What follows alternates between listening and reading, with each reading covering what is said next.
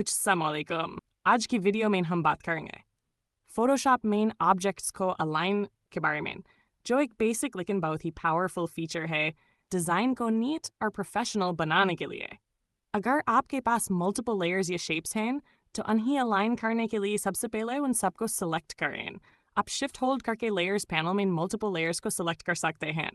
फिर टॉप बार में align options दिखाई देंगे। Align left, centre, right, top, middle और बॉटम।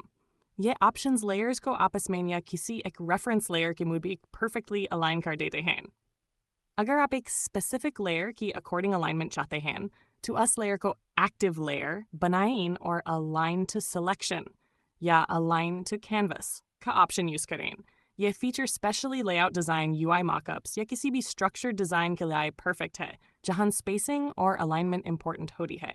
टू डॉस्टन अलाइन टूल्स की मदद से आप बना सकते हैं सिमेट्रिकल, प्रोफेशनल और क्लीन डिज़ाइंस बिना मैन्युअली मूव किए।